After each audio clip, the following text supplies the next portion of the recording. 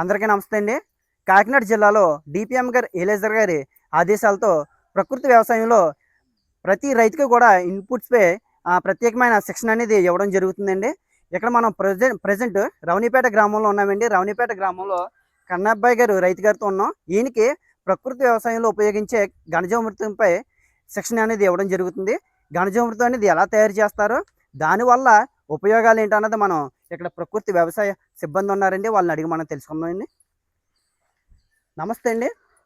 అందరికీ నమస్కారం అండి.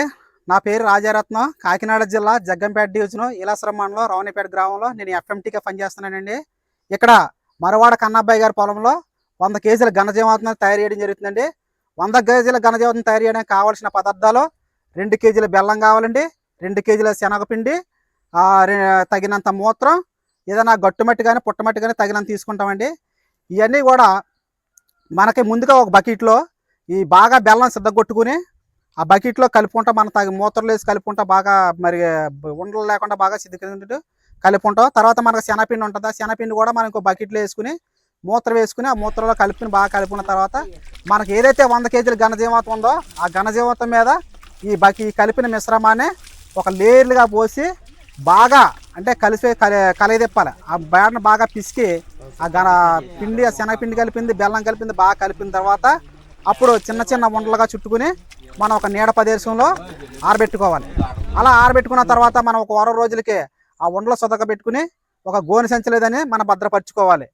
ఆ భద్రపరచుకున్న దాన్ని మనం ఖరీఫ్లో మన ఎకరం పొలంలో పంట పొలానికి మనం వరి పొలానికి మనం వేసుకోవాలి. ఓకే అండి, చాలా బాగా చెప్పారు. ఇప్పుడు దీనివల్ల వరి పొలానికి మన ఏంటి లాభం ఏంటండి? వరి పొలంలో మనకి దమ్ములో వేసుకుంటే మనకి భూమిలో కోట్ల సూక్ష్మజీవులు ఉంటాయి. వాటికి ఆహారానికి అంటే మనకి పెస్టిసైడ్లో పొటాషియం భాస్వరం ఎలాగ వేస్తారో కూడా అలాగా ఇది మన ఘనజీవామృతం తీసుకున్నప్పుడు నత్రజని, పొటాషియం, భాస్వరం ఈ 3 కూడా కలిపి మనకి ఈ ఘనజీవామృతం తీసుకోవడం వల్ల మనకి కలిసి వస్తుందండి బాగా.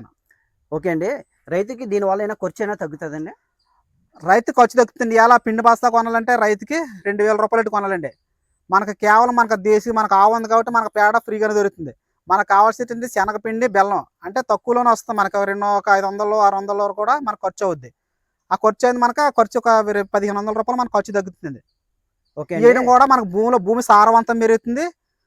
మనం కూడా మన ఆరోగ్యంగా ఉండొచ్చండి. కన్నబ్బాయి గారు, మీరు ఎన్ని సంవత్సరాల నుంచి ఇక్కడ ప్రకృతి వ్యవసాయం చేస్తున్నారు? 3 సంవత్సరాల నుంచి చేస్తున్నారండి. ఓకే అండి, ఈ ఘనజీవామృతం గట్రా తయారు చేసి మీ పొలంలో వాడడం వల్ల మీకు ఏ విధంగా అనిపిస్తుంది? నాకు అన్ని విధాలుగా బాగుందండి. దానివల్ల నాకు ఇవన్నీ బెనిఫిట్ బాగుందండి.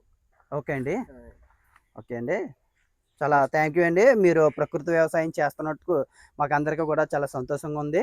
ఓకే అండి, ధన్యవాదాలు. ఒకసారి ఆ రైతు గారికి క్లాప్స్ కొడుతుంది.